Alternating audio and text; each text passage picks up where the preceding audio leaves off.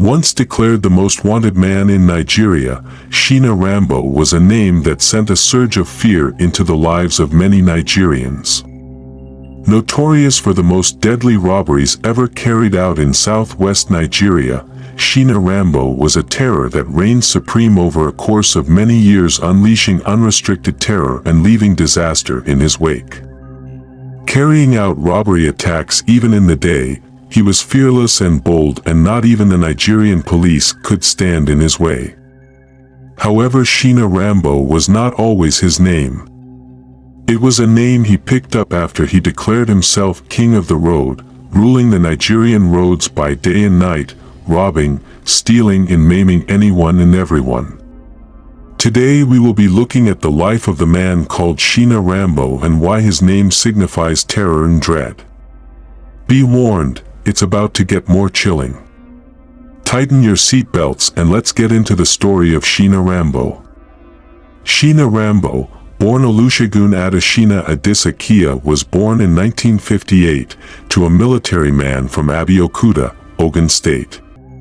His father had over 18 wives, as it was the norm for soldiers to impregnate virtually every woman they meet wherever they were posted to. His father used his military influence to rob innocent citizens, and always brought huge amount of money home. This used to entice little SHINA. He recalls, "I remembered when I was about 7 years old, my father came home with a lot of money, foreign currencies, with blood on it, and they were using something like a woman's scarf to wipe it. Then I asked him, 'Is this an animal's blood, or human blood?' But he wouldn't answer me.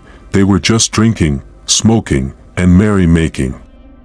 SHINA RAMBO was already indoctrinated into the underworld by his father at a tender age of 7 without him knowing it, as he would sit in front of his son to dismantle and assemble all sorts of weapons and then polish them in preparation for an operation. This went on for so long till one day, little SHINA entered into his father's room while he had stepped into the toilet and saw a dismembered gun on the floor. He sat down in front of it, and bit by bit, he assembled it effortlessly in no time at all.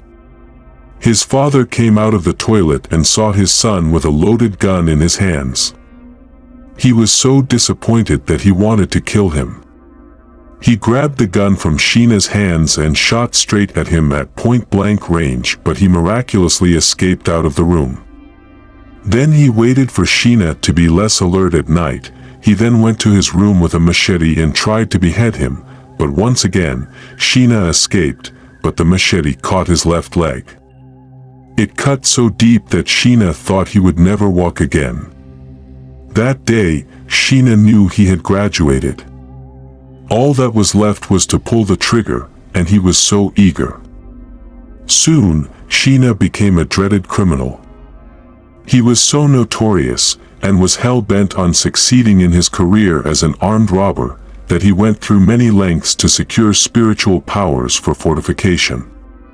He went to the extent of pounding over 27 newborn babies in the mortar with a pestle, cutting off about 100 human tongues and cooking them to eat. He visited the spiritual river called River of Life in Ogoja, Cross River State, lived in an iroko tree for days, and slept in the cemetery, all in the quest for invincibility. SHINA RAMBO was given a spiritual wife who always followed him for any operation. She dressed like an alhaja. People thought she was human, but she was a spirit, which was why her face was never seen. She was his personal driver, and could drive as far as from Nigeria to Cotonou, in the speed of light. SHINA was involved in so many rituals, that he soon lost count of the number. He was so powerful that he had several personalities. He could change form whenever he wanted, and that led to the police killing several innocent people, thinking they were killing SHINA RAMBO. The 9 herbalists that gave him power, he became stronger and more powerful than them. One day he went to their shrines, and killed all of them, so that they don't reveal his secrets. He once beheaded 100 men, and gave their heads over for sacrifice. No matter the kind of bullet shot at him, it was just like water on his body. He could give anything to get power, but of all the things he did to get power, the one that shocks the heart the most is his claim that he slept with his mother. SHINA RAMBO would go to police stations in broad daylight and kill every policeman there. Drive to checkpoints and open fire on every policeman on duty. He didn't like the police at all and was never afraid of them. He operated in broad daylight armed to the teeth. SHINA RAMBO once robbed 40 exotic cars in one day and drove all of them in a convoy from Lagos to Cotonou, unstopped. He was powerful, he was wealthy, and impenetrable. SHINA RAMBO had a wife and 3 children, but he lost all of them in one day during a bloody police raid whilst he was away on operation. SHINA RAMBO carried out his operations, like a movie, in the broad daylight, with sophisticated weapons, and bullet belts and explosives strapped round about him. He specialized in robbing exotic cars on highways and robbing banks. Nothing could stop him, not even security operatives. He was totally invincible. However, in the early 1990s, SHINA RAMBO suddenly disappeared without a trace. Many claimed he had been killed by the Nigerian police, and soon enough everyone forgot about him and life in southwestern Nigeria went back to normal.